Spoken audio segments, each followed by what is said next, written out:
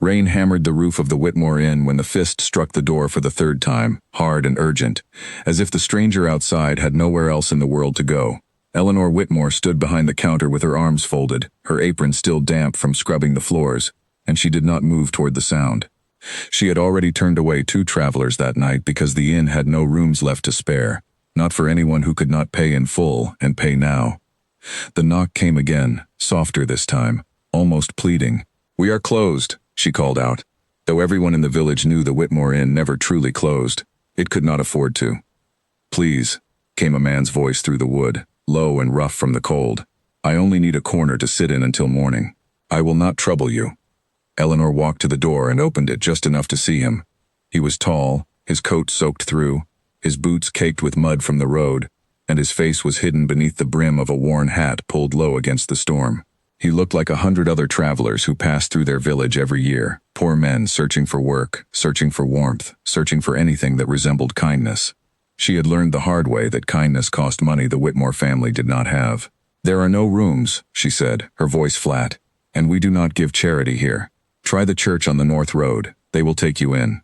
"The church turned me away an hour ago," he said. "They said the roof leaked too badly for guests." Eleanor felt something twist in her chest, a small ache of guilt she quickly pushed down. She could not afford guilt. Her father was upstairs, coughing through the night in a bed he could barely climb into anymore, and her mother had not slept properly in weeks, worrying over unpaid debts that grew heavier with each passing month. The inn was barely staying afloat, and every free bed given away was a coin lost that they desperately needed. "I am sorry," she said, though her tone carried no real apology in it, "but I cannot help you." The man studied her for a long moment. Rain dripped from the edge of his hat onto the doorstep between them, and thunder rolled somewhere far off across the hills. He did not argue. He did not beg further.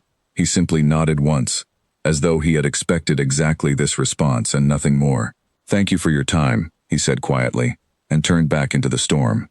Eleanor shut the door and threw the bolt across it before she could change her mind. She stood there a moment, listening to the wind howl outside, telling herself she had done what was necessary. The inn could not survive on pity. She had watched her father hand out free meals to travelers for years, believing that kindness would always return to him tenfold, and all it had done was leave them buried in debt with a roof that needed repairing, and a barn that was slowly collapsing at one corner. She walked back toward the kitchen, where a single candle still burned low on the table, and sat down across from her mother, Margaret, who was mending a torn shirt by its weak light. "Who was at the door?" Margaret asked without looking up. "No one important," Eleanor said. "Just another traveler looking for a free bed."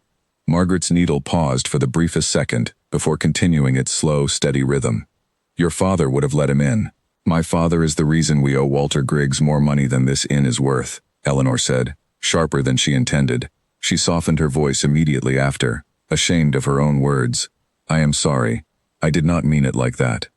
"I know you did not," Margaret said gently. "But we cannot close our hearts completely, Eleanor, even when times are hard." Eleanor said nothing. She stared at the candle flame, watching it flicker with each draft that slipped beneath the door, and thought of the stranger walking back out into the storm with nowhere to go. She told herself he would find shelter somewhere, under a tree or in someone's barn, and that by morning he would be nothing more than a forgotten face among the dozens of travelers who passed through their village every season. She was wrong. By the time the sun rose over the hills the next morning, the entire village was buzzing with a piece of news that traveled faster than any storm. The Duke of Ashcombe, who owned nearly every acre of land for miles around, had arrived in the region unannounced.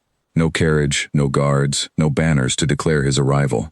He had come alone, dressed as a common man, to see with his own eyes how his tenants and villagers were truly living, away from the polished reports his stewards sent to his estate each month. Eleanor heard the news from Alice Bennet, her closest friend, who worked at the bakery 2 doors down, and always seemed to know everything before anyone else did.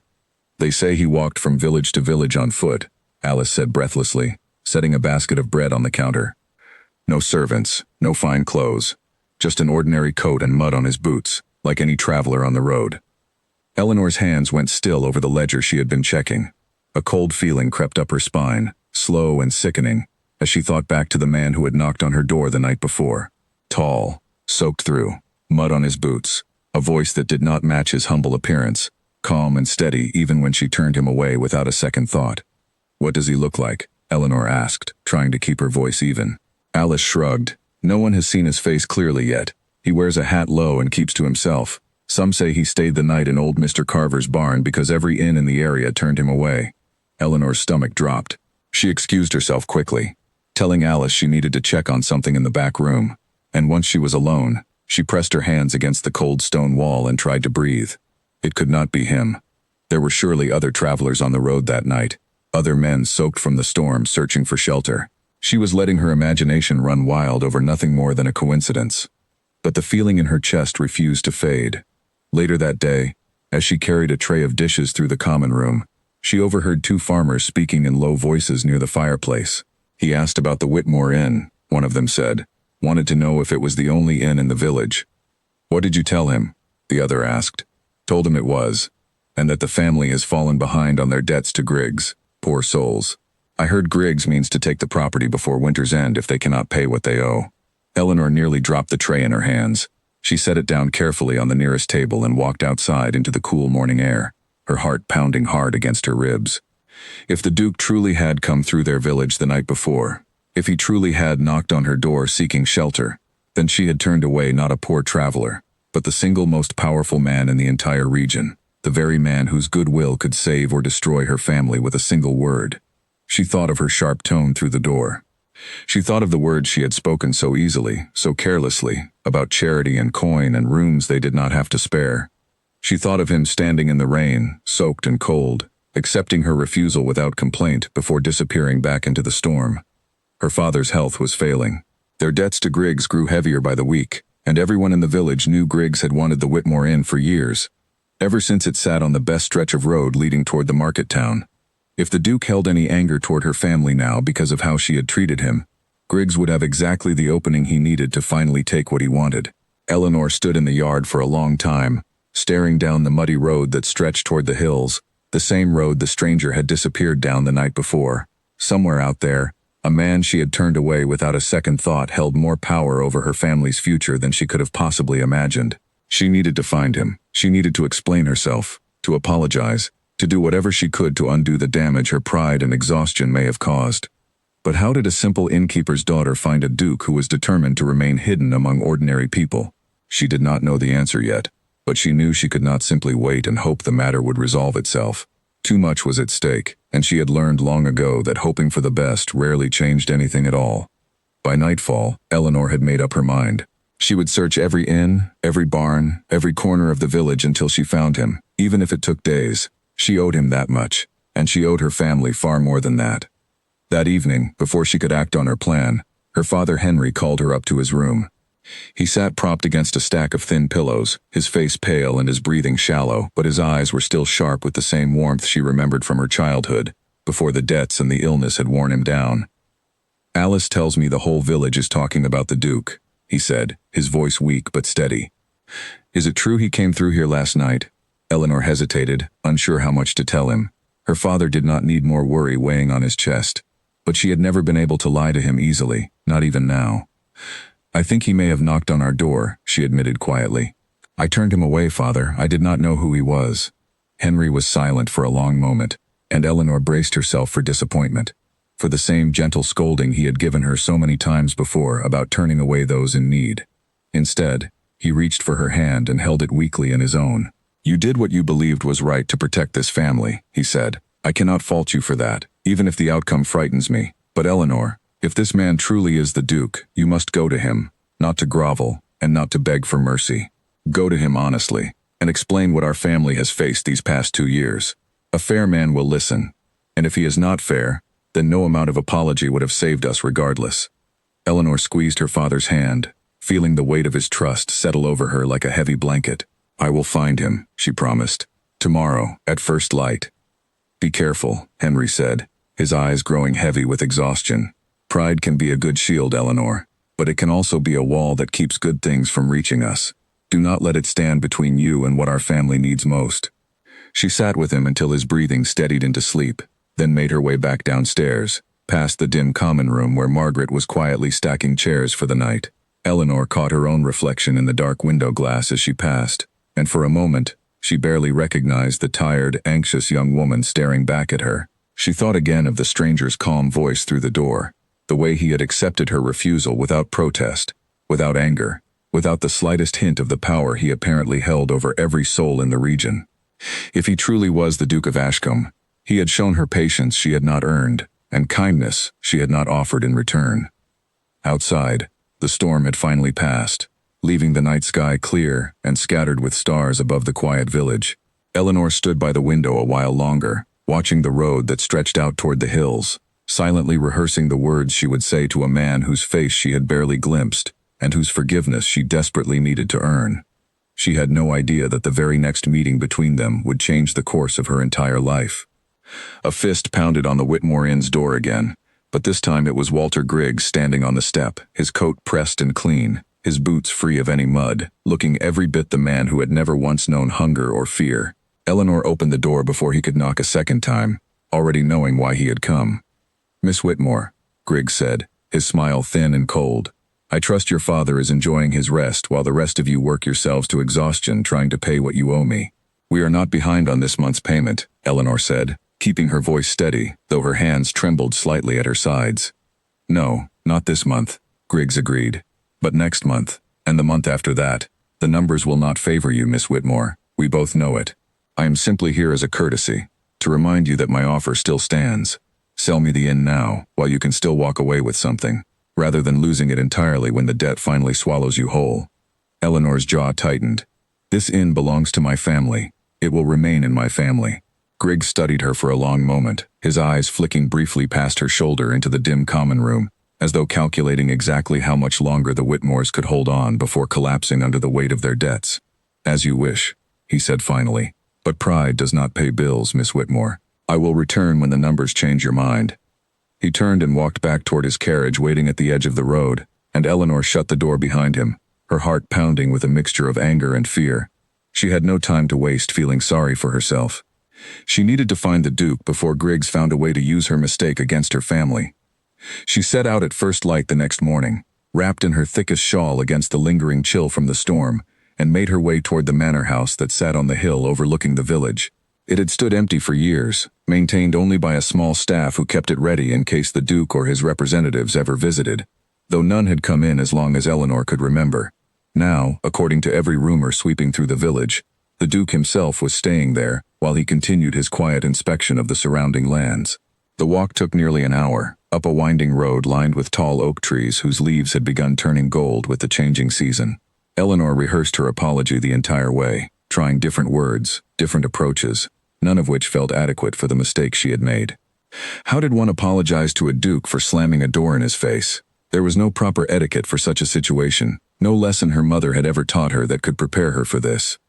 When she finally reached the manor's gates, a young guard stopped her before she could approach the front steps. "State your business," he said, though not unkindly.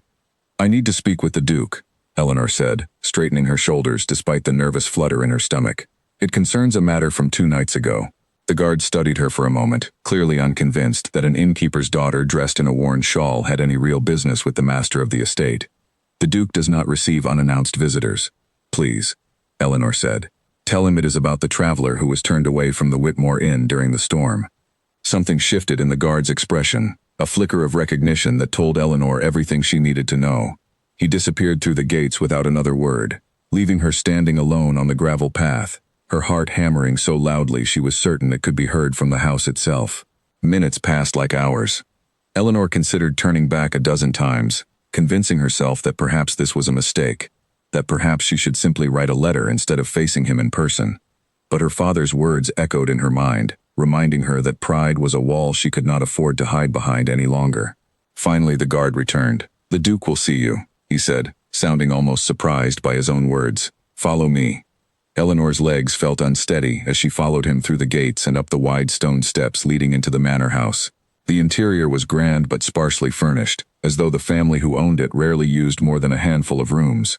She was led down a long hallway lined with portraits of stern-faced ancestors, past a library filled with towering shelves of leather-bound books, and finally into a study where morning light spilled through tall windows onto a wide wooden desk. A man stood near the window with his back to her, dressed simply in a dark coat, his hands clasped behind him as he looked out over the village below. Eleanor's breath caught in her throat. Even from behind, something about his posture, the set of his shoulders, felt familiar in a way that made her stomach twist with dread. "Miss Whitmore," he said without turning around, his voice calm and measured. "I did not expect you to come so soon." Eleanor's knees nearly gave out beneath her. She had hoped, foolishly, that perhaps she had been wrong, that the man at her door 2 nights ago had simply been an ordinary traveler after all. But there was no mistaking that voice now, the same low, steady tone that had spoken through the wood of her family's door while rain poured down around him. "Your Grace," she managed, her voice barely above a whisper as she dropped into an unsteady curtsy. "I came to apologize." He finally turned to face her, and Eleanor found herself looking into the same eyes she had glimpsed briefly beneath the brim of his hat that stormy night, though now, without the rain and the darkness obscuring his features, she could see him clearly for the first time. He was younger than she expected for a man of such standing, his face weathered slightly from years spent outdoors rather than confined to drawing rooms and social gatherings, his expression unreadable as he studied her. "For what exactly?" he asked, though something in his tone suggested he already knew the answer, and wished only to hear her say it aloud. "For turning you away," Eleanor said, forcing herself to meet his gaze despite every instinct urging her to look at the floor instead. "I did not know who you were. I would like to say that would have changed nothing, that I would have refused any traveler that night given our circumstances, but I do not think that softens what I did. I spoke to you unkindly, and I sent you back out into the storm without a second thought. I am deeply sorry, Your Grace." The Duke crossed the room slowly, his footsteps quiet against the wooden floor, and stopped a respectful distance from where she stood. "Do you know why I traveled through this region without announcing myself, Miss Whitmore?" Eleanor shook her head. "Because for years, every report I receive from my stewards tells me my tenants and villagers are thriving, that the roads are well maintained, that the harvests are strong, that no family goes without shelter or food," he said. "And yet when I walk these same roads myself, dressed as an ordinary man with nothing to offer but a request for shelter, I find doors closed against me, families struggling under debts they cannot escape, and a level of hardship my own reports have carefully hidden from me for years." Eleanor's heart sank further with each word. "Then my family's treatment of you only confirmed something you already suspected."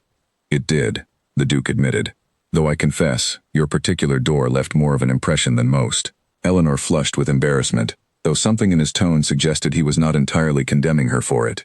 "I understand if you hold my family responsible in some way for what happened that night. If there is anything I can do to make amends, I am prepared to hear it." The Duke studied her for a long moment, his expression thoughtful rather than angry, and Eleanor found herself unable to look away, caught somewhere between fear and a strange, unexpected curiosity about the man standing before her. "Sit down, Miss Whitmore," he said finally, gesturing toward a chair near his desk. "I believe we have a great deal to discuss, and I suspect what I am about to propose may benefit us both far more than a simple apology ever could." Eleanor sat, her hands folded tightly in her lap, uncertain whether she should feel relieved or more afraid than before. Whatever the Duke intended to say next, she sensed her life, and perhaps her family's future, was about to change in ways she could not yet fully understand. He walked back toward the window, staring out at the village below for a long moment before speaking again. "Tell me about Walter Griggs," he said quietly. "I understand he holds a great deal of influence over the debts owed by families in this village, including your own." Eleanor's stomach tightened at the mention of his name.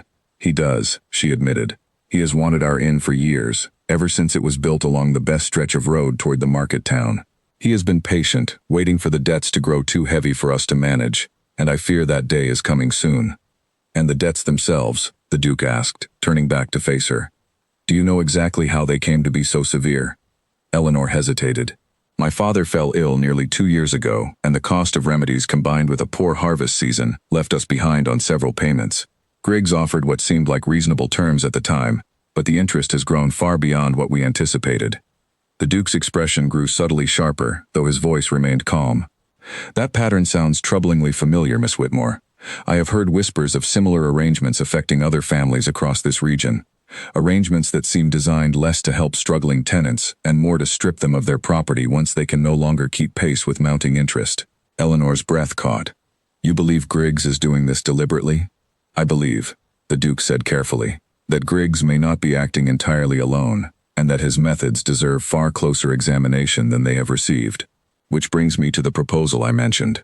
Eleanor leaned forward slightly, her earlier fear giving way to a cautious, curious hope she had not expected to feel walking into this house. I intend to investigate the stewards who manage the collection of debts and rents across this region, the Duke continued, moving to sit behind his desk, though he kept his posture upright, more like a man preparing for battle than one settling in for idle conversation. I have long suspected certain irregularities in the ledgers sent to me each season, small discrepancies that never quite added up when compared against the actual conditions of the villages under my protection. Your family's situation, and Griggs's evident eagerness to seize your property, may be exactly the thread I need to unravel a much larger pattern. What would you need from me? Eleanor asked. Your knowledge of this village, the Duke said. You know these people, their habits, their fears, the small details a stranger like myself would never notice, no matter how carefully I observed. Griggs will not speak openly in front of a duke, but he may speak carelessly in front of someone he considers beneath his notice, someone he does not yet suspect is working against him. Eleanor's pulse quickened. You want me to help you gather evidence against him? I want you to help me uncover the truth, the Duke corrected gently, whatever that truth may be. If Griggs has acted honestly within the terms of your family's debt, then no harm comes to him, and I will find another path to help ease your burden.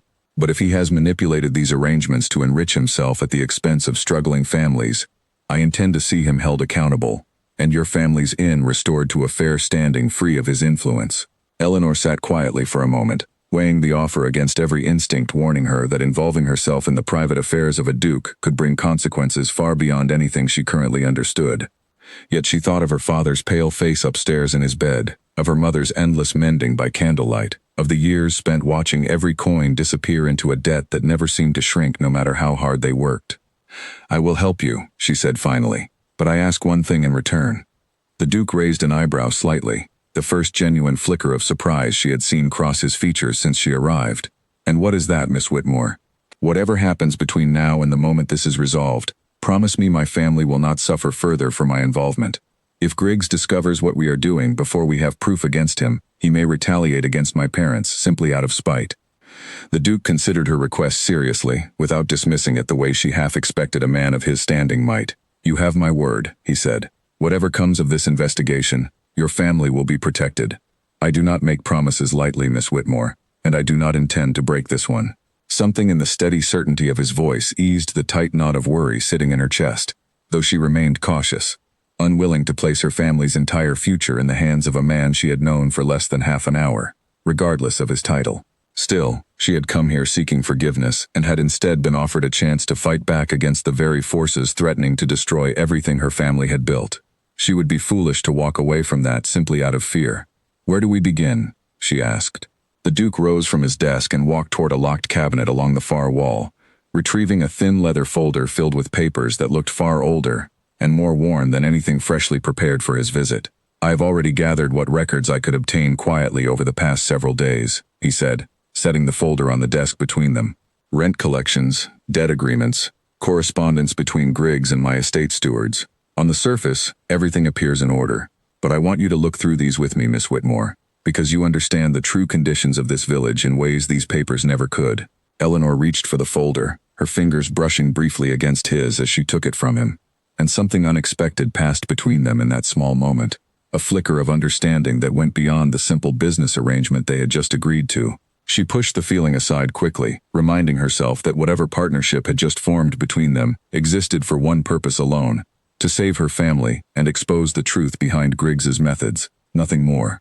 They spent the next several hours poring over the documents together, Eleanor pointing out names of families she recognized among the debt records, families she knew had suffered hardships far beyond what the paperwork suggested, while the Duke cross-referenced each entry against correspondence bearing Griggs's formal seal. By the time the afternoon light began fading through the tall windows, Eleanor found herself looking at the man across from her not as a distant, untouchable Duke, but as someone genuinely determined to right the wrongs quietly unfolding beneath his own estate, a realization that unsettled her far more than she was willing to admit.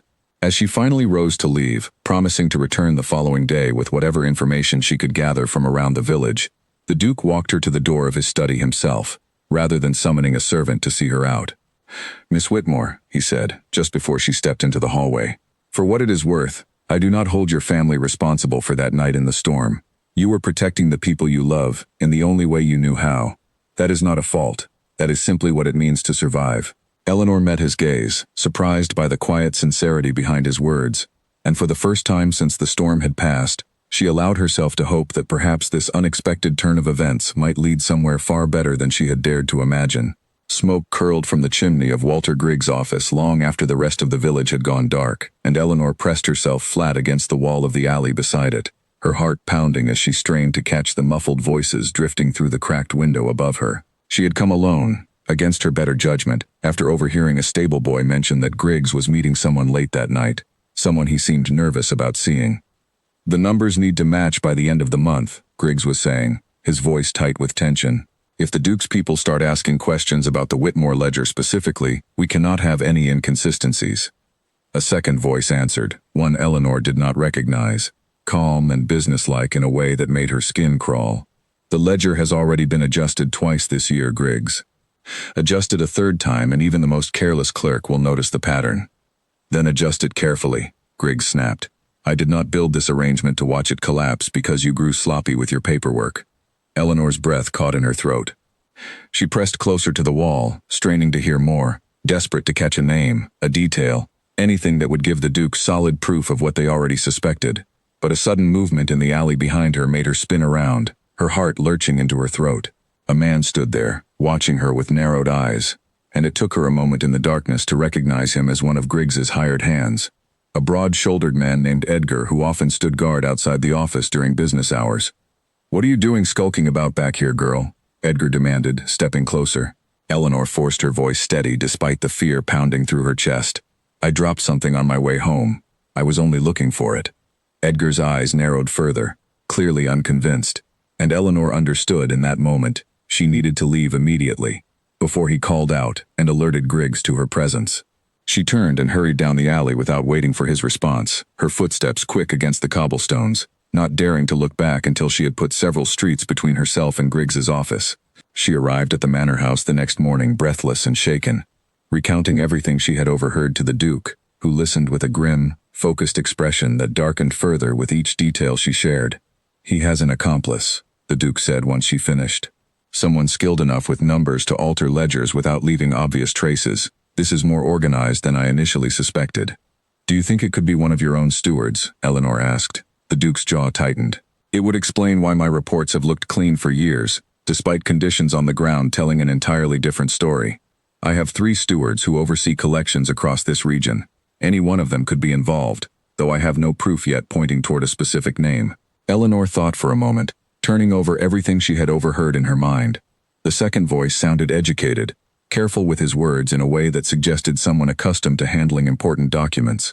Whoever he is, he did not sound like a common clerk. The Duke nodded slowly, clearly turning the same thought over in his own mind. "There is a man named Edmund Carter who oversees the collection records for this entire district. He has served my family for nearly a decade, and I never once had reason to question his loyalty. But loyalty can be bought, Miss Whitmore, especially when a man believes no one is watching closely enough to notice." Over the following days, Eleanor and the Duke worked carefully to gather further evidence, moving with deliberate caution to avoid drawing suspicion from either Griggs or Carter. Eleanor spoke quietly with families around the village, gently coaxing details from neighbors who had grown resentful over debts that never seemed to shrink despite years of steady payments. Meanwhile, the Duke arranged a private meeting under the pretense of routine estate business, hoping to observe Carter's reaction firsthand when certain discrepancies were mentioned casually in conversation. Eleanor found herself spending increasing amounts of time at the manor house, poring over documents late into the evening, comparing dates and figures against the accounts of village families who had shared their own private records with her out of growing trust. The work was tedious, filled with columns of numbers and careful handwriting that blurred together after hours of study. But she found an unexpected satisfaction in the process, a sense of purpose she had not felt in years, buried as she usually was beneath the daily grind of running the inn. "You have a sharp mind for this," the Duke remarked one evening, watching as she quickly identified a discrepancy in a rent collection dated nearly a year earlier. "Most people's eyes glaze over within minutes of studying figures like these." Eleanor smiled faintly, the first genuine smile she had allowed herself in what felt like weeks. "My father taught me to manage the inn's accounts when I was young. He always said a woman who understood numbers could never be easily cheated." "A wise man," the Duke said, and something in his tone carried a warmth that made Eleanor glance up at him, surprised by the sincerity behind the simple words. Their conversations, which had begun purely out of necessity, gradually stretched beyond the investigation itself. The Duke, whose full name Eleanor learned was Julian Ashcombe, spoke little of his title and far more of the responsibilities it carried, responsibilities he clearly took seriously despite the isolation they often forced upon him. Eleanor found herself telling him about her mother's careful mending by candlelight, her father's stubborn refusal to turn away hungry travelers even when the family could barely afford to feed themselves, and the quiet dreams she had once held of seeing more of the world beyond the boundaries of their small village, before circumstances forced her to set such dreams aside entirely. "You speak of those dreams as though they are already lost to you," Julian observed one evening, as they sat across from each other at his desk, the documents temporarily forgotten between them. "They are not lost," Eleanor said, though her voice carried less certainty than her words suggested. "Simply delayed, until my family's circumstances improve enough to allow for such indulgences." "Family responsibility should never be labeled an indulgence when set against personal dreams, Miss Whitmore," Julian said quietly. "I understand that balance perhaps better than most. My own father died when I was young, leaving me this title and every burden that accompanies it long before I felt prepared to carry such weight. There were dreams I set aside as well, paths I once imagined for myself that no longer exist now that duty has claimed my life so completely." Eleanor studied him carefully, seeing past the composed exterior he presented to the rest of the world, glimpsing instead a man who understood loneliness and sacrifice far more intimately than his title might suggest to outsiders. "Do you ever regret it?" she asked. "The path duty forced upon you?" Julian considered the question seriously before answering. "Some days," he admitted, "but then I remember the alternative. Watching families like your own suffer under corruption, I could have prevented had I simply accepted the comfortable reports my stewards preferred to send me, and I find my resolve renewed. Whatever I have sacrificed personally feels worthwhile when measured against the good I might still accomplish." The quiet honesty in his words settled something unsettled within Eleanor's chest, a recognition of shared burden that neither their difference in title nor their difference in circumstance seemed capable of erasing. She found herself, against every instinct warning her toward caution, beginning to trust this man in ways she had never expected when she first knocked on the gates of his manor house seeking nothing more than forgiveness. Their careful investigation finally yielded a breakthrough nearly 2 weeks into their partnership, when Eleanor discovered a pattern hidden within the debt records that had escaped notice until she cross-referenced them against the village's own harvest records from the same period. "Look here," she said excitedly, spreading 2 sets of documents side by side across the Duke's desk. "Every family whose harvest failed during a particular season saw their debt interest rise at almost exactly the same rate, regardless of how much they had already repaid. It is too consistent to be coincidence." Julian leaned forward, studying the numbers carefully, his expression sharpening with recognition. "This matches a formula, not a natural fluctuation in interest based on genuine risk. Someone deliberately calculated these rates to ensure certain families could never fully repay their debts, regardless of how diligently they worked to do so." "My family's debt follows the exact same pattern," Eleanor said quietly, the realization settling heavily in her chest. "We were never meant to escape it." Julian's expression darkened further as he studied the evidence spread before them. "This is enough to bring formal charges against both Griggs and whoever assisted him within my own household. But we must move carefully, Miss Whitmore. If we act too soon, without absolute certainty regarding every name involved, we risk allowing the true architect of this scheme to escape accountability entirely, perhaps even shifting blame onto someone innocent to protect themselves." Eleanor nodded, though frustration simmered beneath her careful composure. She wanted justice immediately, wanted to see Griggs face consequences for the suffering he had caused so many families across the village, including her own. But she understood the wisdom in Julian's caution, understood that rushing toward confrontation before they held undeniable proof could allow the guilty parties to simply disappear or shift blame elsewhere entirely. "What do we do next?" she asked. Julian gathered the documents carefully, locking them away once more in the cabinet along the far wall of his study. "We continue gathering evidence, quietly and carefully, until we hold proof so complete that no one, not Griggs, not Carter, not any official who might otherwise be tempted to look the other way, can deny the truth staring back at them." As Eleanor prepared to leave for the evening, Julian walked her once again to the door of his study, a habit that had become familiar between them over the past 2 weeks. "Eleanor," he said, using her given name for the first time since their partnership began, a small but significant shift that did not escape her notice. "Whatever happens in the days ahead, know that your courage in coming forward, in trusting me with information that could easily have endangered your own family, has not gone unnoticed. Few would have taken such a risk." "I could hardly do less," Eleanor said softly. when my family's future depends on the outcome. Perhaps, Julian said, his gaze lingering on her a moment longer than strictly necessary. But I suspect your courage runs deeper than mere necessity, Miss Whitmore. I have seen enough of the world to recognize genuine conviction when it stands before me.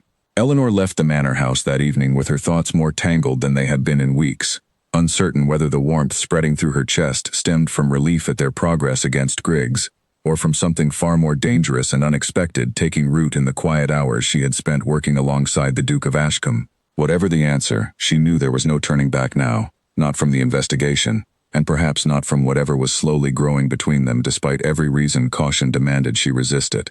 Her walk home took her past the market square, quiet now except for a few lingering stalls closing for the evening, and she nearly did not notice Edgar standing near the well, until he stepped directly into her path. "You have been spending a great deal of time at the manor house lately," he said, his tone carrying none of the casual friendliness she remembered from years of passing him in the village. Strange, for an innkeeper's daughter with debts still owed to my employer. Eleanor's pulse quickened, though she forced her expression to remain calm. "I have taken on work assisting with estate records. It pays better than serving meals, and my family needs every coin we can gather." "Estate records," Edgar repeated slowly, as though testing the weight of the words. "How fortunate for you that the Duke happened to require assistance from someone connected so closely to a family already behind on their payments to Mr. Griggs." "I do not see how my employment concerns you," Eleanor said, keeping her voice steady despite the unease crawling beneath her skin. Edgar's eyes narrowed, studying her the way a man studies a puzzle he suspects is missing an important piece. "Mr. Griggs values loyalty, Miss Whitmore. He has been patient with your family's debts thus far, more patient than most men in his position would be. I would hate to see that patience wear thin because of misplaced curiosity on your part." The threat, though carefully wrapped in polite phrasing, landed exactly as Edgar intended. Eleanor held his gaze a moment longer than was comfortable, refusing to let him see how deeply his words had rattled her. "I have no intention of causing trouble for anyone," she said finally. "I am simply trying to help my family survive, same as everyone else in this village." Edgar studied her a moment longer before stepping aside, allowing her to pass. "See that it stays that way," he said quietly as she walked past him, and Eleanor did not look back until she had turned the corner leading toward home, her heart hammering so loudly she was certain the entire street could hear it. She said nothing to her parents that evening about the encounter, unwilling to add further worry to the burdens they already carried, but she found sleep elusive that night, lying awake and staring at the ceiling as she replayed Edgar's words over and over in her mind. If Griggs had already grown suspicious of her involvement with the Duke's investigation, their careful, quiet approach might collapse before they had gathered enough evidence to bring formal charges against him. She returned to the manor house early the next morning, finding Julian already at his desk, poring over a fresh set of documents that had arrived overnight from one of his more trusted contacts in the regional court records office. "You look troubled," he observed the moment she entered, setting aside his papers to study her expression carefully. Eleanor hesitated only briefly before recounting her encounter with Edgar the previous evening, watching Julian's expression grow increasingly grave as she spoke. "This confirms what I feared," he said once she finished. "Griggs suspects something, even if he does not yet know the full extent of what we have uncovered. We must accelerate our timeline, Eleanor. The longer we wait, the greater the risk grows, both to our investigation and to your family's safety." "What do you propose?" Eleanor asked.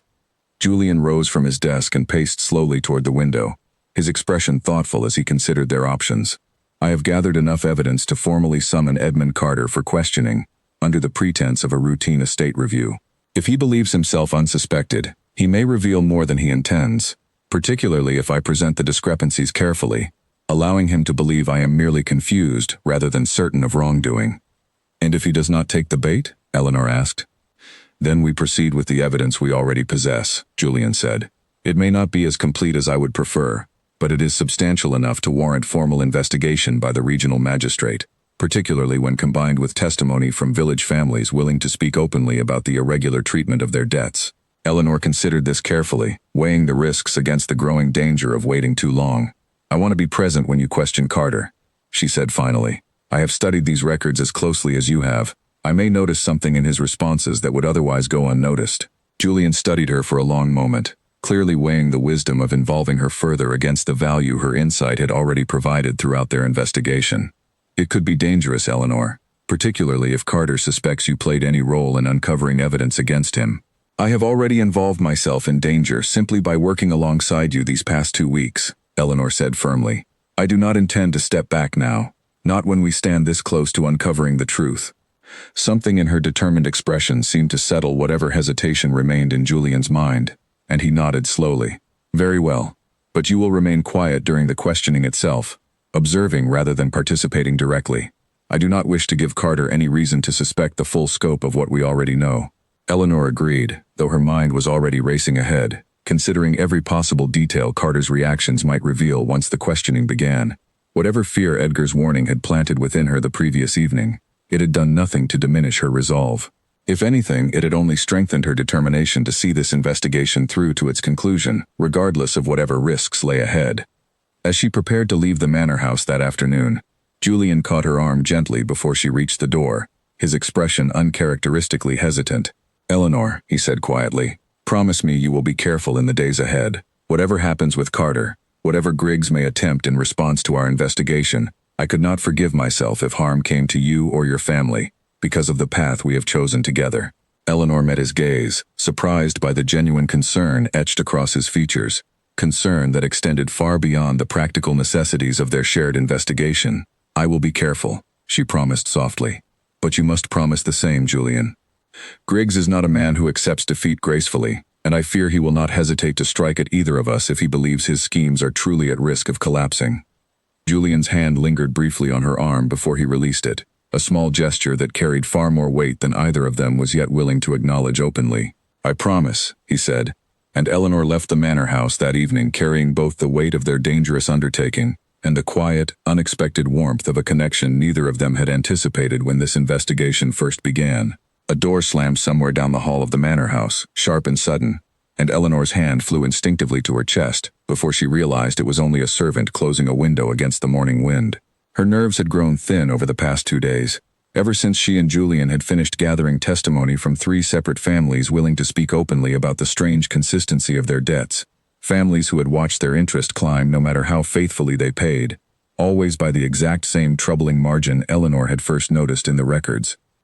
She had visited each household herself, sitting at worn kitchen tables and listening to stories that mirrored her own family's struggles almost exactly, the same pattern of hope slowly crushed beneath numbers that never seemed to move in their favor. One widow, a woman named Constance Fairweather who ran a small dairy farm at the edge of the village, had wept openly as she described selling off 2 of her cows, simply to keep pace with payments that should have shrunk years earlier. I always believed I was simply bad with numbers, Constance had told her, wiping her eyes with the corner of her apron. I never imagined someone had arranged it so I could never truly catch up, no matter how hard I worked. Eleanor carried those words with her now as she waited in the manor house study, watching Julian prepare for the confrontation with Edmund Carter that would either confirm their suspicions completely or force them back to searching for another path toward justice. She had rehearsed her role in her mind a dozen times over, reminding herself to remain silent, to observe carefully, to trust Julian's judgment in handling a man who had served his family loyally for nearly a decade, before apparently betraying that trust entirely. The study door opened, and Carter stepped inside precisely on schedule, his expression carrying the practiced calm of a man accustomed to important meetings, though Eleanor noticed immediately the slight stiffness in his shoulders, the way his eyes swept the room once before settling on Julian, as though searching for some sign of what awaited him. Edmund Carter's hands trembled slightly as he arranged his papers on the desk before him, though he attempted to mask the movement with a practiced smile that did not quite reach his eyes. Eleanor stood quietly near the bookshelves along the far wall of the study, positioned close enough to observe every flicker of expression crossing Carter's face, yet far enough back to remain unremarkable in the background of the meeting. Your Grace, Carter said, bowing slightly as he took the seat Julian gestured toward. I understand you wish to review the collection records for the Eastern District personally. Unusual, if I may say so, though I am happy to assist however I can. I appreciate your cooperation, Edmund, Julian said, his tone friendly and unhurried, giving no indication of the suspicions simmering beneath his calm exterior. I have simply grown curious about certain patterns within the records lately. Nothing more than idle curiosity, I assure you. Carter's smile flickered, almost imperceptibly, before settling back into place. Of course, Your Grace. What patterns have caught your attention? Julian spread several documents across the desk, tapping his finger lightly against a column of figures near the bottom of one page. The interest rates applied to certain families' debts seemed to follow an unusually consistent pattern, rising sharply during seasons of poor harvest, despite the individual circumstances of each family varying considerably. I confess, my understanding of these calculations is limited. Perhaps you could explain the reasoning behind such consistency. Eleanor watched carefully as Carter's eyes flicked briefly toward the documents, a bead of sweat forming faintly at his temple despite the coolness of the room. Standard practice, Your Grace, to account for increased risk during difficult seasons. Nothing irregular, I assure you. Standard practice, Julian repeated slowly, as though turning the phrase over carefully in his mind. And yet, when I compare these calculations against similar records from other districts under my estate, I find no such pattern applied elsewhere. Curious, would you not agree, that only families within Walter Griggs's collection territory experience such consistent increases?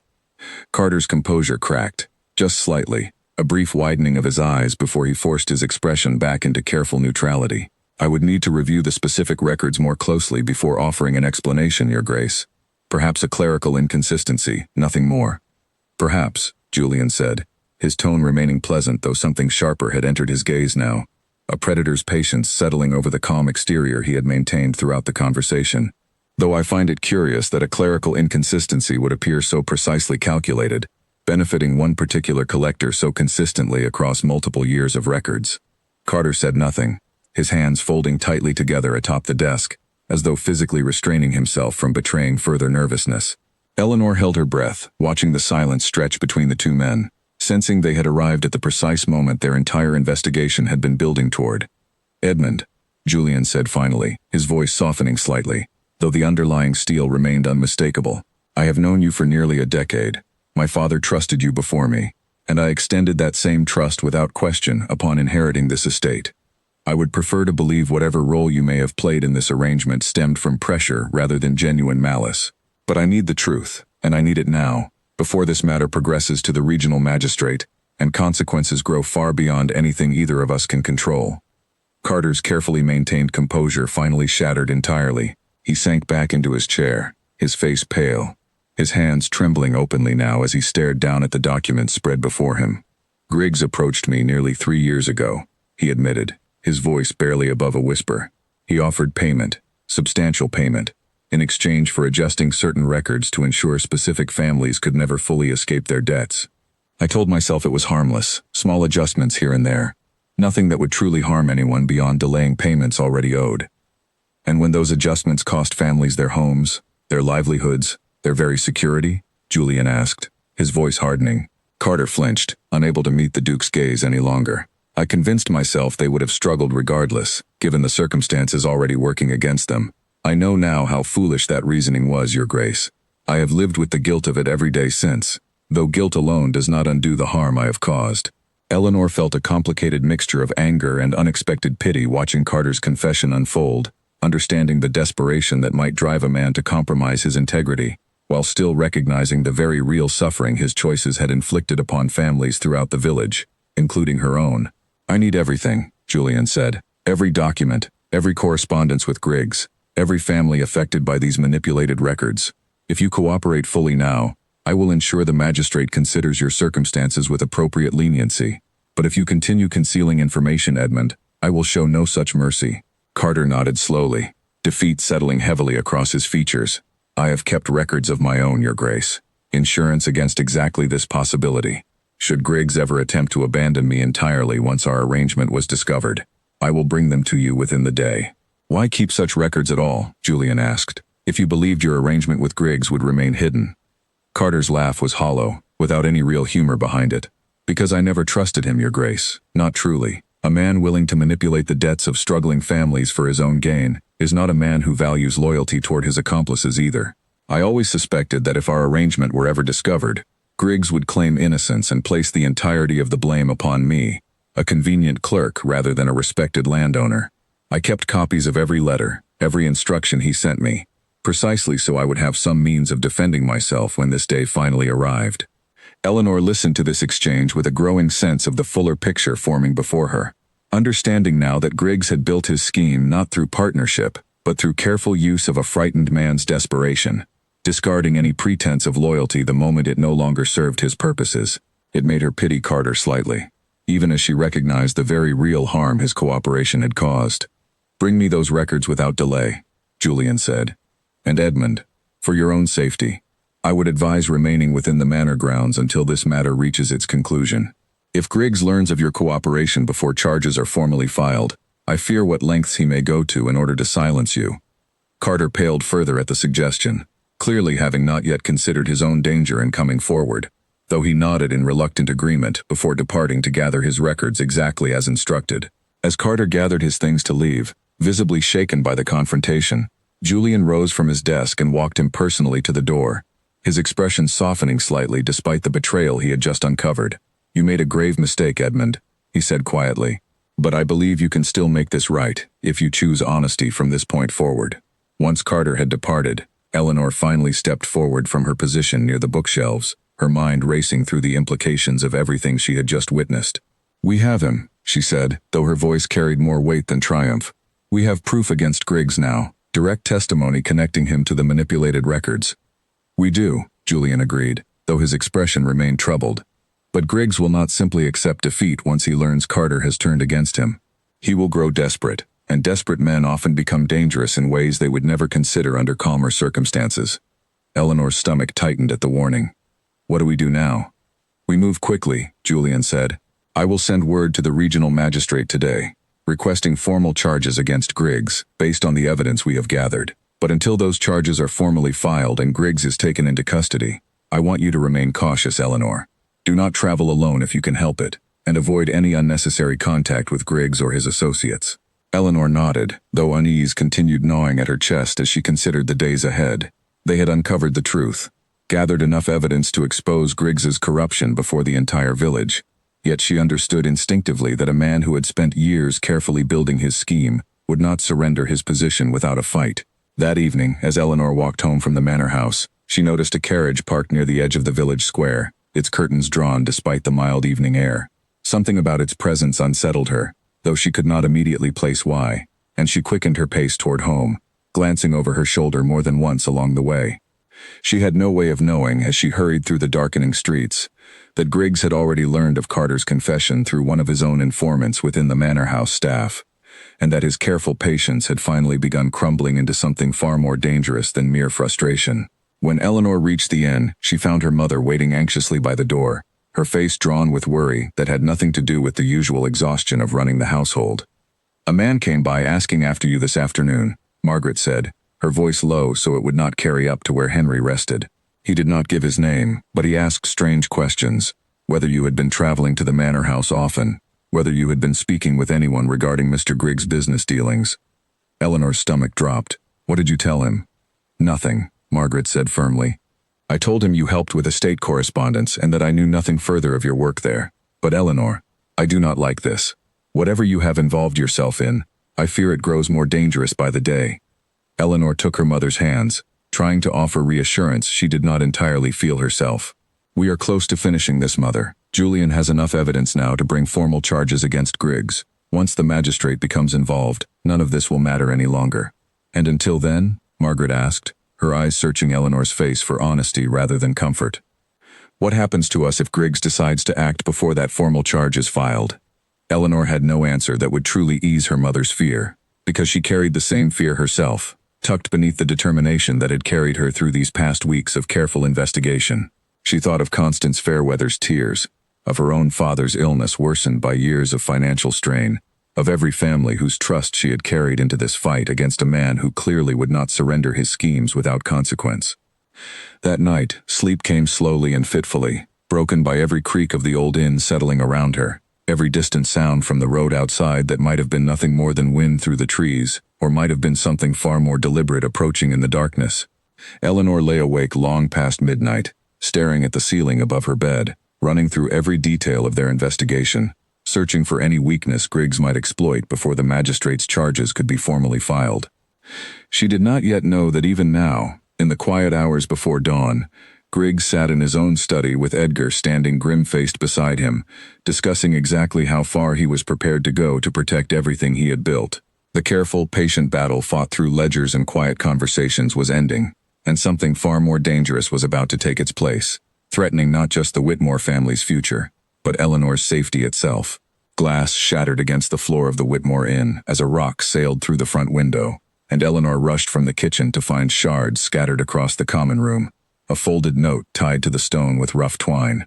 Her hands shook as she unfolded it, reading the crude, threatening words scrawled across the paper, warning her family to abandon whatever business she had with the Duke of Ashcombe, or face consequences far worse than a broken window. Margaret arrived moments later, her face draining of color as she saw the damage. "Eleanor, what is happening? This is the second threat this week." "I know," Eleanor said, her voice tight with barely controlled fear. "Griggs is growing desperate. He knows we are close to exposing him." Word had already begun spreading through the village that something troubling connected Walter Griggs to irregularities in the debt records, though the full truth remained known only to Eleanor, Julian, and a small circle of trusted individuals working carefully toward formal charges. Griggs, sensing the walls closing in around him, had apparently decided that intimidation might succeed where careful denial could not.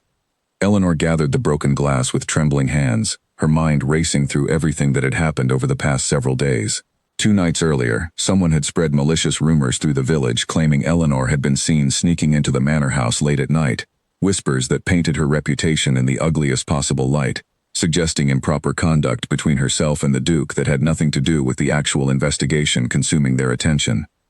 The rumors had spread quickly, the way such things always did in a small village hungry for scandal, and Eleanor had noticed the sideways glances from neighbors who once greeted her warmly, the whispered conversations that fell suddenly silent whenever she passed. She had not told Julian about the rumors, unwilling to burden him with yet another consequence of their partnership, but the damage to her reputation had grown difficult to ignore. Alice, her closest friend, had come to her in tears, just that morning, confused and hurt by the stories circulating through the bakery where she worked. "They are saying terrible things, Eleanor," Alice had said, "that you have compromised yourself entirely, chasing after a title far above your station. I told them it was nonsense, but the stories keep spreading regardless of what I say." "It is nonsense," Eleanor had insisted, though a small, treacherous part of her heart wondered whether the growing warmth she felt toward Julian had somehow become visible to others before she had fully acknowledged it to herself. "We are simply working together on a matter concerning the estate's finances." But the rumors continued spreading despite her denials, and now, with a rock through her family's window carrying an explicit threat, Eleanor understood that Griggs intended to destroy her credibility entirely before she and Julian could bring formal evidence against him. If the village came to view her as a woman of questionable character, desperate for a title beyond her reach, any testimony she offered in support of the investigation would carry far less weight before the magistrate. She made her way to the manor house that afternoon, the broken window still fresh in her mind, determined to warn Julian of Griggs's escalating tactics before matters grew worse.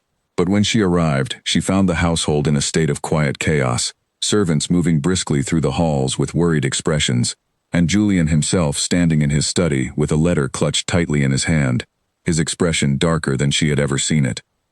"What has happened?" Eleanor asked, alarm rising in her chest at the sight of him. Julian looked up, and for a moment, something flickered across his face that Eleanor could not quite identify, guilt perhaps, or regret, before he composed himself and gestured for her to sit. "Griggs has filed a formal complaint against you," he said. "He claims you fabricated evidence against him out of spite, following his refusal to forgive your family's debts entirely. He has also submitted testimony from several villagers claiming inappropriate conduct between yourself and myself, suggesting our investigation is nothing more than a personal vendetta dressed up as concern for justice." Eleanor's stomach twisted painfully. "That is a lie. Every piece of evidence we gathered came directly from the records themselves, from Carter's own confession." "I know," Julian said firmly. "But Griggs is clever, Eleanor. He understands that destroying your credibility before the magistrate could undermine our entire case, regardless of how solid the actual evidence remains. If the court begins to doubt your character, they may dismiss testimony that would otherwise prove decisive." Eleanor sank into the chair across from his desk, the weight of everything crashing down around her at once. She had risked her reputation, her family's safety, everything she held dear, in pursuit of justice for families wronged by Griggs's schemes, and now that same pursuit threatened to destroy the very credibility needed to see it through to completion. "What do we do now?" she asked, her voice smaller than she intended. Julian was quiet for a long moment, staring down at the letter in his hands before finally setting it aside. "There is a way forward," he said. "But it requires confronting Griggs publicly, before the entire village. presenting our evidence openly rather than waiting for the slower process of formal magistrate proceedings. It carries risk, Eleanor. If our evidence fails to convince the crowd, if Griggs manages to twist the narrative further in his favor, the consequences could be severe for both of us. And if we do nothing? Eleanor asked. Then Griggs's accusations fester unchallenged, and by the time formal charges are filed, your reputation may already lie in ruins, regardless of whatever justice eventually prevails in the courts. Eleanor considered the choice before her, weighing the danger of a public confrontation against the slow, agonizing alternative of watching her name dragged through scandal while waiting for bureaucratic proceedings to finally deliver justice. She thought of her father, weakened further by the stress of recent events, of her mother's fear over the broken window, of Constance Fairweather, and every other family whose testimony depended on the credibility of this investigation surviving intact. "Let us confront him," she said finally, her voice steady despite the fear coursing through her. "I would rather face this directly than watch my family's future crumble beneath lies I have no chance to refute properly." Julian studied her carefully, clearly searching for any hesitation in her decision before nodding slowly. "Then we will need everything, Eleanor. Every document, every testimony, arranged carefully so there can be no doubt remaining once we present the truth before the village." They spent the following 2 days preparing meticulously, Julian arranging for Carter to appear alongside them with his own records corroborating the scheme, while Eleanor visited each family who had shared their testimony privately, asking whether they would be willing to speak openly before the entire village despite the risk of Griggs' retaliation. Most agreed readily, their own anger at years of manipulated debts outweighing whatever fear they held toward confronting a man who had held such power over their lives for so long. The village gathering was arranged for the following market day, when the square would already be filled with villagers conducting their weekly business, ensuring the largest possible audience for whatever truth would finally be revealed. Eleanor stood beside Julian at the edge of the square that morning, watching the crowd gather with a mixture of dread and grim determination, knowing that within the hour, her reputation, her family's future, and justice for every family wronged by Griggs's schemes would either be secured or lost entirely. Griggs arrived precisely as expected, flanked by Edgar and 2 other hired men, his expression carrying the confident smugness of a man who believed himself untouchable despite the mounting evidence against him. He spotted Eleanor and Julian standing together near the center of the square, and something calculating flickered across his features before he addressed the gathering crowd directly. "Good people of this village," Griggs began, his voice carrying easily across the square. "I understand troubling rumors have been circulating regarding my business practices, rumors I believe originate from a young woman whose family owes me a considerable debt, and who has apparently convinced our own Duke to pursue a personal vendetta against me, rather than accept the terms of a fair arrangement." Murmurs rippled through the crowd, some sympathetic glances directed toward Eleanor, others carrying the same suspicious curiosity the rumors had already planted throughout the village. Eleanor felt her pulse pounding in her ears, but she forced herself to remain still, waiting for the moment Julian had carefully planned for this confrontation.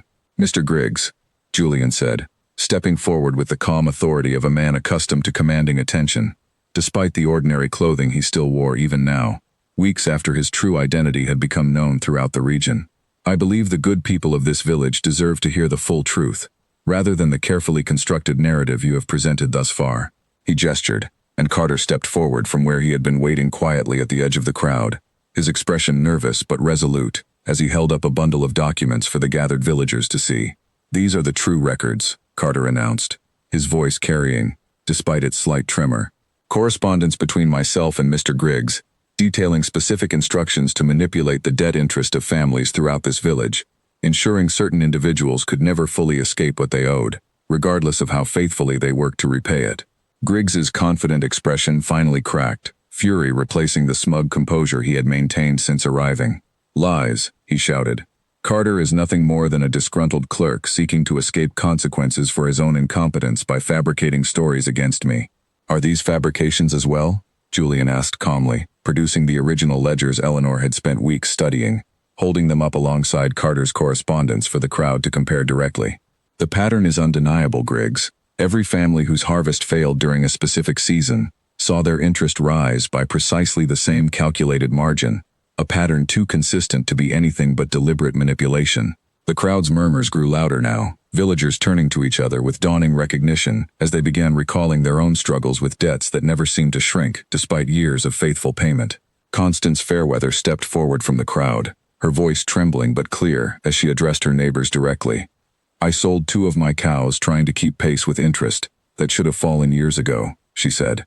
"I always believed it was my own failing. Now I understand it was never my fault at all." One by one, other villagers stepped forward, sharing their own stories of debts that had grown impossibly heavy despite their best efforts, painting a picture so consistent and damning that even Griggs' most loyal supporters within the crowd began shifting uncomfortably, their confidence in his innocence crumbling beneath the weight of collective testimony. Griggs, sensing the crowd turning decisively against him, made one final desperate attempt to salvage his position. "Even if these claims hold some truth," he said, his voice tight with barely controlled panic, "what proof exists that I acted with deliberate malice, rather than simple errors in calculation that any businessman might make?" Julian's expression hardened further as he produced one final document, a letter bearing Griggs' own signature and seal, discovered among Carter's carefully preserved correspondence. This letter, written in your own hand, explicitly instructs Carter to, and I quote directly, "ensure the Whitmore family's debt remains unpayable, regardless of their efforts, until such time as they have no choice but to surrender the inn entirely. I believe this settles quite clearly whatever question remains regarding your intentions, Mr. Griggs." The crowd fell utterly silent as Julian's words settled over the square. The full weight of Griggs's calculated cruelty finally laid bare before the very people he had spent years quietly exploiting. Griggs looked around at the faces surrounding him, faces that had once regarded him with respect and now stared back with dawning fury, and Eleanor watched as the confident, powerful man who had threatened her family for months finally understood that his careful schemes had collapsed entirely, exposed before the very community he had sought to control. For a moment, Griggs said nothing at all, his eyes darting between the crowd and the documents Julian still held, searching desperately for some argument that might yet salvage his position. Finding none, his expression shifted from panic into something colder, more calculating, and he turned sharply toward Edgar standing beside him. "We are leaving," Griggs said under his breath, though not quietly enough to escape Eleanor's notice. Edgar hesitated, glancing at the crowd now pressing closer around them, their earlier murmurs having grown into open expressions of anger. Eleanor felt a flicker of fear as she watched Griggs take a step back, clearly intending to slip away before the full consequences of his exposure could catch up to him. "He means to run," she said quietly to Julian, who had already noticed the same thing. "He will not get far," Julian said, and raised his hand in a signal Eleanor had not noticed him arrange beforehand. 2 men stepped forward from the edge of the crowd, dressed plainly but carrying themselves with the unmistakable bearing of men accustomed to enforcing order, magistrates' officers who had been waiting quietly among the villagers for exactly this moment. "Walter Griggs," one of the officers announced, his voice carrying clearly across the now silent square. "You are to come with us, to answer formally, before the regional magistrate for charges of fraud and deliberate financial manipulation against the families of this village." Griggs' composure finally broke entirely. "This is absurd," he said, his voice rising with desperation. "I have served this region faithfully for years. You would take the word of a disgraced clerk and a foolish innkeeper's daughter over a man of my standing?" "I would take the word of documented evidence," Julian said calmly, stepping closer despite Griggs's obvious agitation. "Evidence that speaks for itself, regardless of whatever standing you believe your wealth affords you. That standing was never truly yours, Griggs. It was built upon the suffering of families who trusted you to deal with them honestly." The officers moved to escort Griggs from the square, and though he continued protesting loudly, his words carried no weight against a crowd that had already turned decisively against him. Edgar, seeing his employers fall from grace laid bare before the entire village, slipped quietly away into the crowd himself, apparently unwilling to share whatever consequences awaited the man he had served so loyally until this very moment. As the crowd began to disperse, still buzzing with shocked conversation over everything they had just witnessed, Alice pushed her way through to reach Eleanor, tears streaming freely down her face as she embraced her friend tightly. "I am so sorry," Alice said. "I should never have doubted the rumors were false, not even for a moment." "You did not doubt me," Eleanor said gently, returning the embrace. "You simply did not yet have the truth to stand against them." "That is not the same thing." Constance Fairweather approached as well, along with several other families who had shared their testimony, each expressing gratitude that seemed to overwhelm Eleanor more deeply than she had expected. She had come to this square that morning bracing herself for potential ruin, and instead found herself surrounded by a community whose faith in her had been restored entirely, along with a measure of justice long overdue for every family Griggs had wronged.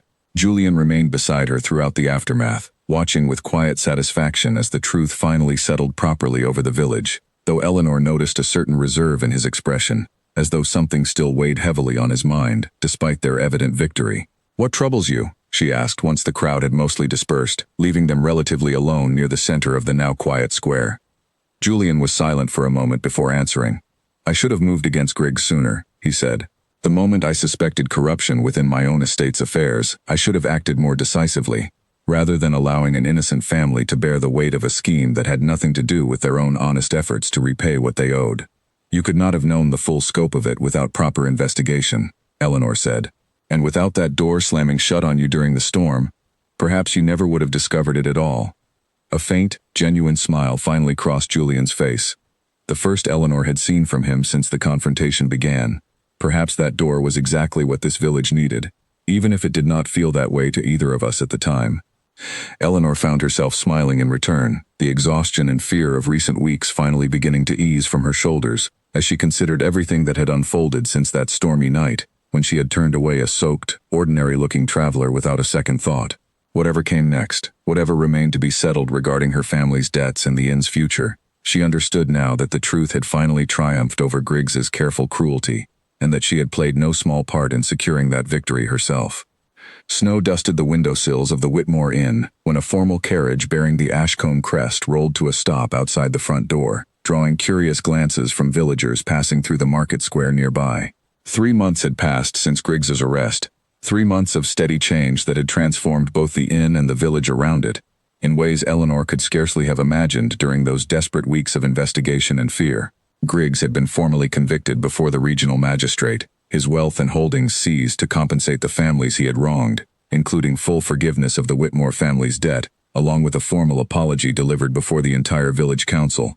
Edmund Carter, in recognition of his eventual cooperation, had received a reduced sentence, required instead to spend the following 2 years working directly with the magistrate's office to help identify and correct similar irregularities that might exist elsewhere across the region's estates. The Whitmore Inn itself had undergone remarkable changes as well. With their crushing debt finally lifted, Henry's health had begun improving steadily, the weight of financial worry no longer pressing down upon his already weakened body.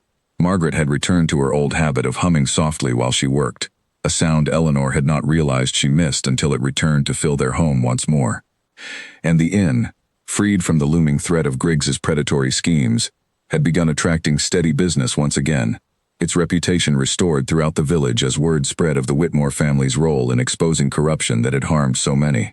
Eleanor herself had changed as well, though the transformation felt less like a sudden shift and more like a slow unfolding, as though she were finally becoming the person circumstances had always intended her to be, before fear and desperation had narrowed her world down to nothing more than survival. She had continued assisting with estate matters in the months since Griggs' arrest, her sharp mind for numbers and genuine understanding of the village's people proving invaluable, as Julian worked to review every district under his protection, searching for any remaining traces of similar corruption that might have escaped notice. It was during one such review, poring over records late into a quiet evening at the manor house, that Julian had finally spoken the words Eleanor had begun to suspect were building between them for weeks. "Eleanor," he had said, setting aside the documents they had been studying together, "I find myself increasingly reluctant to see our evenings like this come to an end, regardless of how thoroughly we complete our work." She had looked up to find him watching her with an openness she had rarely seen from him, the careful composure of a duke momentarily set aside in favor of something far more vulnerable and genuine.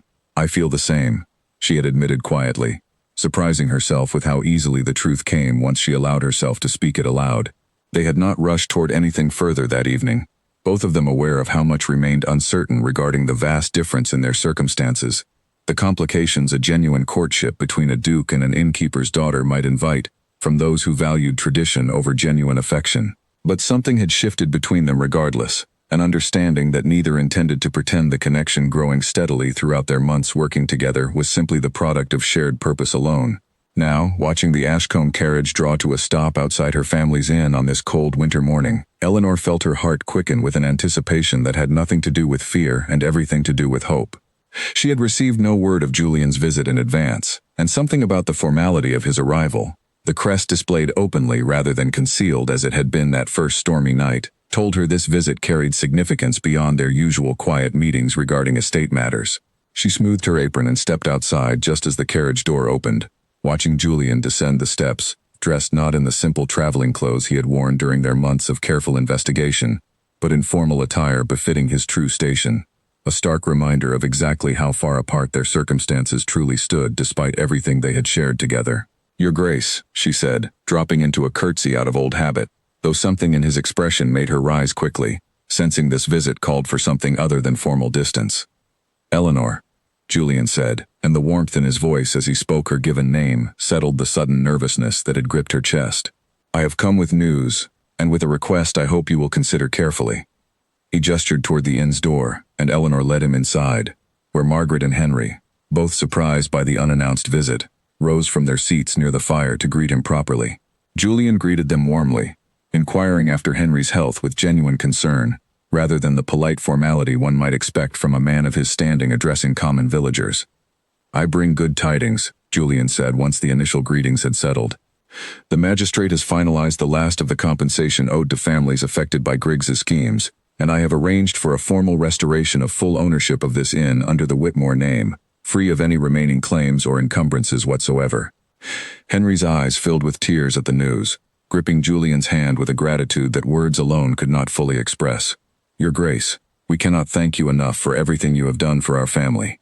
"The gratitude belongs equally to your daughter," Julian said, his gaze shifting toward Eleanor with an intensity that made her breath catch slightly. Without her courage in coming forward, without her sharp mind uncovering patterns within the records that might otherwise have gone unnoticed for years longer, Griggs's schemes may never have been exposed at all. This region owes her a debt of gratitude far greater than mere words can convey. Margaret glanced between Julian and Eleanor, a knowing warmth spreading across her features as she seemed to recognize something in the air between them that went beyond simple professional gratitude. "Perhaps," she said gently, "you two would like a moment to speak privately, Your Grace. Henry and I have matters to attend to in the kitchen." Eleanor flushed slightly at her mother's obvious intention, but did not object as her parents excused themselves, leaving her alone with Julian near the warmth of the common room fire, snow continuing to drift softly past the windows outside. "There is something else I came to say," Julian said once they were alone, his composed exterior giving way to something more uncertain than Eleanor had ever witnessed from him before. "Something I have wanted to say for weeks now, though circumstances and propriety have kept me from speaking it plainly." Eleanor's heart pounded as she waited, watching him gather his thoughts with a hesitance that seemed entirely foreign to the confident, measured man who had confronted Griggs so decisively before the entire village. "When I first knocked on this door during that storm," Julian said, "I expected nothing more than shelter for a single night, a chance to observe firsthand how my tenants truly lived away from the polished reports I received each season. I never imagined that door closing against me would lead to everything that has unfolded since. I never imagined I would find myself standing here now, unable to picture my future without you beside me, Eleanor, in whatever capacity you would allow." Eleanor's breath caught entirely, her heart racing as she processed the weight of what he seemed to be suggesting. "Julian, you are a duke. Whatever affection has grown between us, however genuine, cannot erase the vast difference in our circumstances. Society will not easily accept such a match, regardless of the gratitude this region holds toward my family now." "I am aware of the obstacles," Julian said, stepping closer, his expression earnest, despite the uncertainty still lingering in his voice. "I have spent weeks considering every practical concern society might raise, every objection my own family's legacy might present. But I have also spent those same weeks recognizing that no title, no inherited responsibility, means anything to me if it requires sacrificing genuine happiness for the sake of tradition alone. My father built this estate believing duty and personal fulfillment could never coexist peacefully. I no longer believe that has to be true." He reached for her hand, and Eleanor allowed him to take it, her fingers trembling slightly, though not from fear this time. "I am asking you, Eleanor Whitmore, to consider becoming my wife. Not because gratitude or circumstance demands it, but because I have never known anyone whose courage, intelligence, and genuine goodness matched my own admiration so completely. Whatever obstacles society places before us, I believe together we could face them, the same way we faced Griggs' corruption together, with patience, honesty, and unwavering determination." Tears gathered in Eleanor's eyes as she considered everything that had brought them to this moment. From that stormy night when fear and desperation had led her to turn away a stranger she now understood far more completely, to every quiet evening spent poring over records together, discovering not just evidence against Griggs' schemes, but a genuine partnership neither of them had anticipated when their unlikely alliance first began. "I never imagined," she said softly, that slamming a door against a poor traveler would lead me here, standing before that very same man, being asked to share my life alongside his. But Julian, I would be honored, more than honored, to accept. Julian's composed exterior finally broke into a genuine, unguarded smile as he drew her closer, and outside, the snow continued falling softly over the village, blanketing the road that had once carried a soaked, weary traveler toward a door that would ultimately open onto a future neither of them could have possibly foreseen that fateful stormy night. Not every response to the engagement carried such warmth, however. Within a fortnight, Julian's aunt, Lady Beatrice Ashcombe, arrived unannounced at the manor house, her carriage far grander than Julian's own, her expression carrying the unmistakable disapproval of a woman who had clearly heard the news and intended to voice her objections directly. An innkeeper's daughter, Lady Beatrice said, once she and Julian were seated in the study, Eleanor having been summoned to join them at Julian's insistence despite his aunt's evident displeasure at the request. Julian, you carry a name that stretches back generations. What will people say when they learn you have set aside centuries of tradition for a girl who serves meals and scrubs floors for her living? They will say, Julian replied evenly, though Eleanor could sense the tension beneath his calm exterior, that I chose a woman of genuine character over one selected merely for the convenience of her bloodline. Eleanor uncovered corruption within our own estate that I, despite years of oversight, had failed to notice. She risked her family's safety and her own reputation to see justice served for people who had no other champion. I can think of no quality more befitting a duchess than the courage she has already demonstrated time and again. Lady Beatrice's gaze shifted toward Eleanor, sharp and assessing, clearly searching for some flaw or weakness she might exploit to strengthen her argument. And you, girl, do you truly believe yourself prepared for the demands such a position will place upon you? The scrutiny, the expectations, the endless whispers from those who will never fully accept you regardless of whatever good deeds brought you to this point. Eleanor met the older woman's gaze steadily, refusing to shrink beneath the weight of her disapproval the way fear might once have compelled her to do. I cannot promise I will never falter beneath such scrutiny, Lady Beatrice. I have never held such a position before, and I expect the adjustment will not always come easily. But I have spent these past months learning that titles and inherited wealth mean far less than the character a person chooses to display when circumstances grow difficult. I did not falter when Griggs threatened my family, and I do not intend to falter now, simply because tradition suggests I do not belong. A long silence settled over the study following her words, Lady Beatrice studying Eleanor with an expression that had shifted subtly from open disapproval toward something more contemplative. Finally, she rose from her seat, smoothing her skirts with practiced composure. We shall see, she said, though her tone had softened slightly from when the conversation began. I do not withdraw my concerns entirely, Julian, but I confess the girl has more spine than I expected to find. Perhaps that alone will prove sufficient where breeding falls short. It was not full acceptance, not yet, but Eleanor understood it as the beginning of something that might grow into genuine respect given enough time. And Julian squeezed her hand gently beneath the desk once his aunt had departed, a silent acknowledgement of how much courage the exchange had required. She will come around, Julian said once they were alone again. My aunt values strength above nearly everything else, even tradition, though she would never openly admit as much. You handled her far better than most would have managed. I have had practice standing firm against powerful people who underestimated me, Eleanor said, a faint smile tugging at her lips despite the lingering tension from the confrontation. Griggs taught me that lesson thoroughly, if nothing else. Word of their engagement spread through the village within days, met not with the scandal Eleanor had feared, but with genuine celebration from a community that had witnessed firsthand the character both she and Julian had displayed throughout their fight against Griggs' corruption. Alice organized a small gathering at the bakery to celebrate. Constance Fairweather brought fresh milk from her recovering dairy herd as a gift, and even Edmund Carter, having begun his period of service correcting the very records he once helped corrupt, sent a formal letter of congratulations, along with a promise to ensure no family under the estate's protection would ever again suffer as the Whitmore family once had. The wedding took place the following spring, held not within some grand cathedral befitting Julian's station, but in the village square itself, surrounded by the very people whose lives had been touched by the truth Eleanor and Julian had fought so hard to uncover together. Henry, his health fully restored, walked his daughter proudly across the square, while Margaret wept happy tears from her seat beside the newly repaired Whitmore Inn, its windows gleaming, its future finally secure.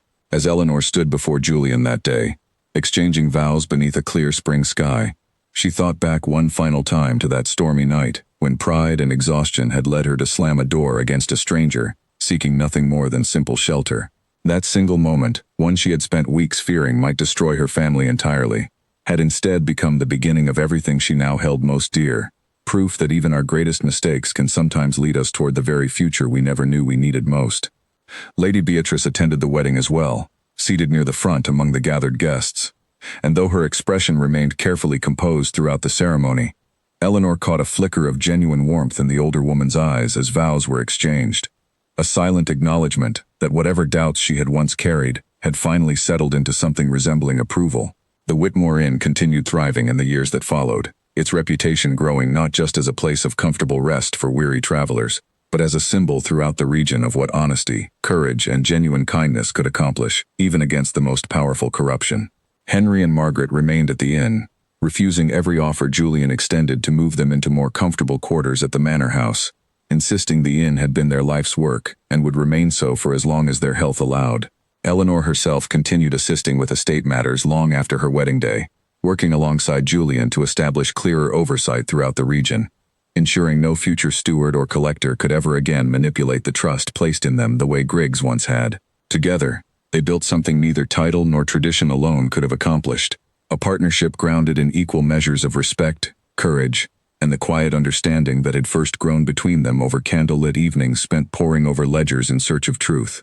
Travelers passing through would often hear the story from villagers eager to share it, the tale of a proud young woman who once slammed her door against a poor traveler, only to discover he was a duke in disguise, and who found in that unlikely beginning the truest partnership of her entire life. It became, in time, less a piece of village gossip and more a quiet legend, told to remind anyone who heard it that even the smallest choices, made in fear or pride or simple exhaustion, can sometimes open doors toward futures far greater than anyone could have imagined standing in the storm. Hoofbeats thundered up the road toward Ashcombe Manor on an autumn morning nearly 2 years after the wedding, and Eleanor looked up sharply from the ledger she had been reviewing at her desk, recognizing the urgency in the sound immediately. A messenger burst through the front doors moments later, breathless and pale, clutching a letter bearing the seal of a neighboring estate. "Your Grace," the messenger gasped, addressing Julian, who had risen quickly from his own desk at the commotion. "Trouble has broken out at Harrogate. The steward there has been accused of the very same scheme Griggs once ran, manipulating debts among tenant families, though this time the corruption runs deeper still, involving falsified land deeds as well as manipulated interest." Eleanor felt a cold chill settle over her despite the warmth of the study, memories of Griggs' scheme rising sharply to the surface even after all this time. Julian's expression hardened as he read through the letter quickly, his jaw tightening with the same resolve she remembered from their earliest days investigating Griggs together. "We must go immediately," he said, setting the letter aside. "Harrogate borders our own territory. If this corruption has spread there, it may have roots connecting back to the very network we once believed we had fully dismantled." Eleanor rose without hesitation, already reaching for her cloak. "I am coming with you." Julian did not argue, understanding by now that Eleanor's involvement in such matters had become as natural and necessary as his own, her sharp eye for irregular records having proven invaluable time and again in the years since their marriage. Together, they had spent much of that time traveling quietly across the wider region, reviewing estate records, meeting with tenant families, and ensuring the kind of corruption that had once nearly destroyed the Whitmore family could never again take root unnoticed, beneath careless oversight. They arrived at Harrogate by late afternoon, the estate considerably larger than their own village, its steward, a stern man named Roland Ashby, already awaiting them with barely concealed nervousness. Eleanor recognized the signs immediately, the same tension she remembered from Carter's trembling hands months earlier, though Ashby's composure held together considerably better under the weight of suspicion. "Your Grace," Ashby said, bowing formally, "I assure you, whatever accusations have reached your ears are grossly exaggerated. Minor discrepancies, nothing more, already in the process of correction." "We shall determine that ourselves," Julian said, his tone leaving no room for argument. "Bring me every record from the past 3 years, along with any correspondence you have maintained with landholders throughout this district." Eleanor spent the following 2 days poring over Harrogate's records alongside Julian, cross-referencing figures with the same careful patience that had first uncovered Griggs's scheme years earlier. The pattern, once again, revealed itself gradually, though this corruption proved more sophisticated than Griggs's relatively straightforward manipulation. involving forged signatures on land transfer documents that had quietly shifted ownership of several small farms away from struggling tenant families and into the hands of a shell arrangement connected loosely back to Ashby himself. He learned from Griggs' mistakes, Eleanor observed late on the second evening, comparing two documents whose signatures appeared suspiciously similar despite claiming to originate from different individuals entirely. Rather than simply manipulating interest rates, he took the properties outright, disguising the theft behind layers of paperwork designed to obscure the true beneficiary. Julian studied the documents she had identified, his expression grim. This is more calculated than anything Griggs attempted. We will need to move carefully, Eleanor, gathering enough evidence to withstand whatever legal challenges Ashby may attempt once formally accused. Their investigation continued over the following weeks, Eleanor once again visiting affected families directly, listening to their stories with the same patient empathy that had first earned the trust of villagers back home. She met an elderly farmer named Wesley Croft, who had lost nearly half his land through a transaction he swore he had never agreed to. His signature apparently forged onto documents he had never seen before Eleanor showed them to him directly. I would recognize my own signature, Wesley insisted, studying the forged document with confusion and growing anger. This is not how I write my name at all. Someone has stolen from me, and I had no idea until this very moment. Testimony like Wesley's continued accumulating as Eleanor and Julian worked methodically through the district, building a case against Ashby that grew stronger with each family willing to come forward. Word of their previous success against Griggs had apparently spread even to Harrogate, giving tenant families confidence that speaking openly against a powerful steward might actually yield justice this time, rather than simply inviting retaliation. Ashby did not surrender easily at first.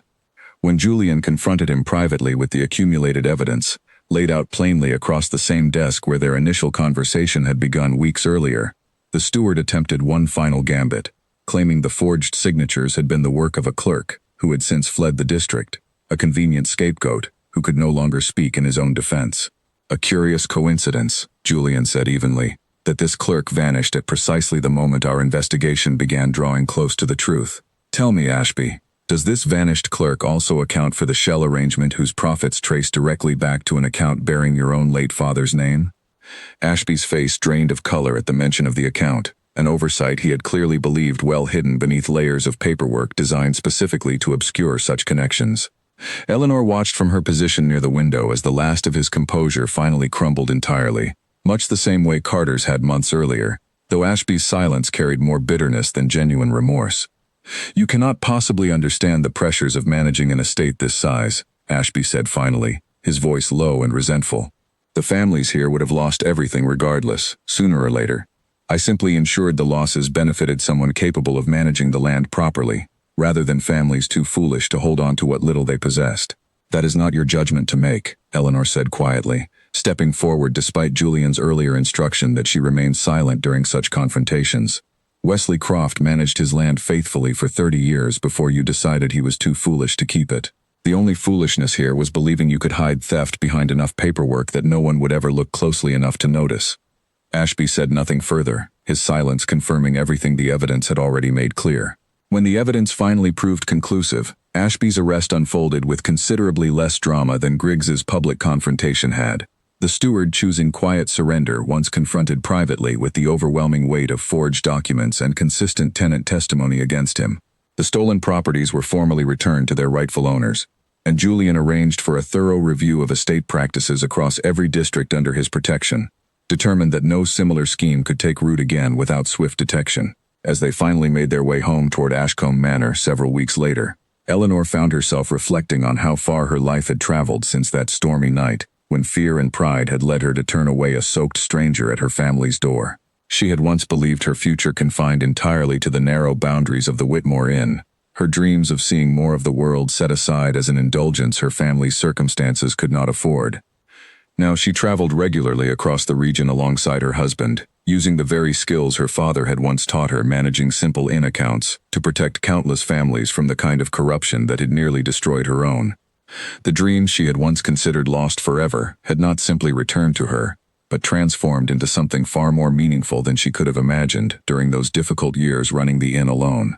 You are quiet, Julian observed as their carriage rolled steadily along the road toward home, autumn leaves drifting past the windows in the fading afternoon light. I am simply grateful, Eleanor said, reaching for his hand. "For everything this unlikely path has brought us to. I think often of that night I slammed the door against you, certain I was protecting my family by refusing a stranger's simple request for shelter. I never imagined that single moment of fear and pride would eventually lead me here, doing work I never dared to dream possible." Julian squeezed her hand gently, his expression warm despite the exhaustion of their recent investigation. "Perhaps that is the truest measure of any life well lived, Eleanor. Not the absence of mistakes or moments of fear, but what we choose to build afterward, once we find the courage to open the doors we once closed too quickly." They arrived back at Ashcombe Manor as the last light of evening faded into darkness, greeted warmly by the household staff who had grown accustomed to their frequent travels in service of justice throughout the region. Henry and Margaret had come to stay at the manor for the season, Henry's health having grown strong enough now to enjoy occasional visits away from the inn he still insisted on managing personally despite his advancing years. That evening, gathered together around the manor's grand dining table, Eleanor listened to her father recount stories to the household staff about the inn's earliest days, tales of travelers and harvests and small village dramas that felt worlds away from the corruption she and Julian had spent recent weeks unraveling at Harrogate. Yet she understood now how deeply connected those two worlds truly were, the same values of honesty and quiet courage that had guided her family through years of hardship at the inn, now guiding the broader work she and Julian had built together across the wider region. Lady Beatrice, who had grown into a frequent and increasingly warm presence at family gatherings since the wedding, raised her glass toward Eleanor, with genuine affection now replacing whatever early skepticism she had once carried. "To the girl who slammed a door on a duke," she said, a rare smile crossing her composed features, and in doing so, opened far more than either of them could have possibly imagined that night. Eleanor raised her own glass in return, warmth spreading through her chest as she looked around the table at the family she had built, both by blood and by choice, each of them shaped by the same unlikely storm that had first brought her and Julian together. Whatever challenges still lay ahead, whatever corruption might still need uncovering across the region in the years to come, she understood now that she would face them with the same quiet determination that had carried her through every difficult moment since that fateful night, no longer alone, but standing firmly alongside a partner who had come to value her courage as much as she had come to value his unwavering sense of justice. Outside, the autumn wind stirred gently through the trees surrounding the manor, carrying with it the distant, familiar sound of the village settling into evening, a village that had once nearly lost everything to quiet corruption, now thriving under the watchful protection of two people who had first found each other through nothing more than a single door, closed too quickly on a stormy night, and opened again through courage neither of them had known they possessed, until circumstance demanded it of them both.